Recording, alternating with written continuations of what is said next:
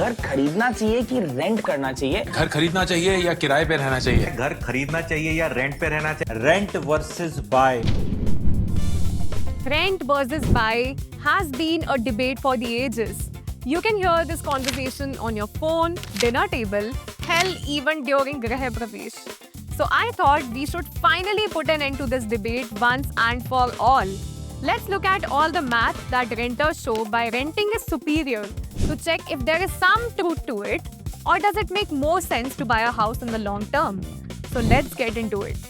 First, let's give the renting argument its full respect, because the numbers on paper are strong. Say you're looking at a 2 BHK in E-City, Bangalore. You can see how much any flat is currently worth on our website. Go to ivy.homes and check out Home Lens. Just fill in the apartment you want to check along with the block and apartment number. A typical 2 BHK would cost around 1 CR today. You put 20% down and that's 20 lakhs out of your pocket upfront. Your home loan is 80 lakhs at 9% over 20 years. And EMI is around 71,400 rupees a month. That same flat, you can rent it today for 40,000 a month. That's a gap of 31,400 rupees every single month. Team Rent says invest the down payment and the difference of 31,400 in an index fund every month, assuming 12% annual returns in 20 years. You have over 4.8 CR sitting in your portfolio. Meanwhile, the flat might have gone from 1 CR to maybe 2.6 CR. The renter who invested comes out ahead by almost double. On paper, the math checks out. Except this math has 3 massive assumptions hiding inside it. And when those assumptions meet real life, the whole thing falls apart. Assumption 1, that you will actually go ahead and invest 31,400 rupees every single month for 20 years without skipping months. While this sounds simple, investing long term without missing even a single SIP is uncommon. A UCLA economist spent years studying exactly this: how people behave with optional savings versus forced savings. The finding is uncomfortable but obvious. Humans are terrible at saving unless it's forced and painful not to. An EMI is forced, and 99% of Indians actually pay their dues on time. An SIP, 2 taps on your phone and it's paused. And we do pause it. And there is data to prove it as well. Data published by Amphi suggests the following SIP stoppages. Notice how in a bear market, people are stopping their SIPs more. Well, that's actually a problem. So what's happening to this extra money you save by rent? Well, there is a study from 1936 that is still used by both international agencies and the government alike. And that is the General Theory of Employment, Interest and Money by John Maynard Keynes. In this study, Keynes found out that people have a habit of consuming a portion of every single extra rupee made, which he called the marginal propensity to consume, MPC. Think of MPC as how much a person is likely to spend for every buck they earn. Now, the RBI on average considers an MPC of 0.6 to 0.7 for middle income Indians, meaning for every extra 100 rupees we earn, we spend around 60 to 70 rupees. So it's unfair to assume you will be investing this entire EMI rent savings. Assumption 2, that rent stays cheap. Rent in India has traditionally been cheap, between 2.5 to 3%. But that's changing. Between pre-pandemic to now, rental yields have jumped 50%. And this is not just isolated to Bangalore as well. Cities like Bangalore, Mumbai and others face high rental appreciation. Rental yields can reach 4.5% of the house's value. And they keep shooting up in value every year.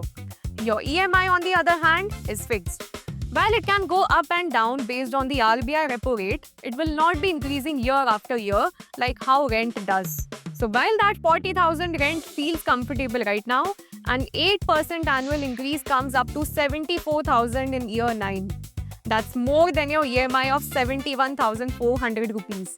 Meaning all of a sudden, you are paying more in rent than your EMI. And finally, assumption number 3. There is the moving cost. For some reason, this does not really get put into the calculator. 44 to 45% of urban Indians plan to move within 2 years. So let's actually count what one move costs. On average, a broker charges you 1 month's rent, which would put you down by at least 40,000 rupees. Packers and movers can cost anywhere from 20 to 40,000 for a 2 BHK. New deposit is usually 3 to 4 months of rent. So that is 1.2 lakhs locked up. Let's forget the opportunity cost as of now.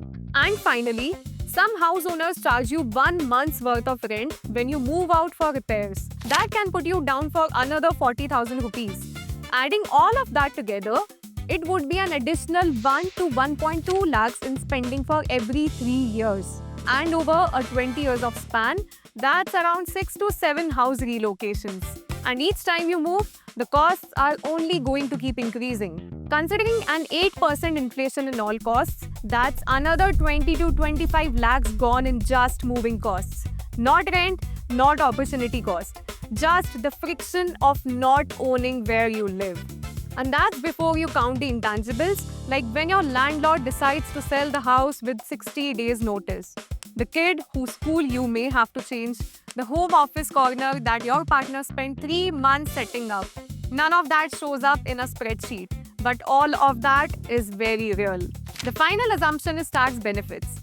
I'll keep this short because you know as well as I do. Currently, there are several tax benefits being given to both homeowners and renters alike.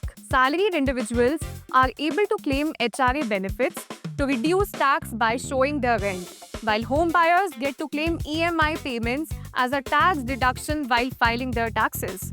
Both benefits exist, but there has been a clear move by the government to reduce the available deductions and exemptions and have a simple standardized system for tax.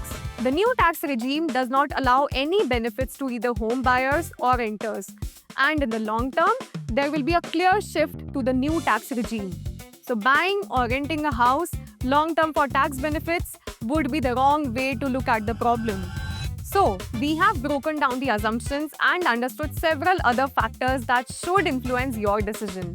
Finally, when it comes down to the decision, it is of course yours.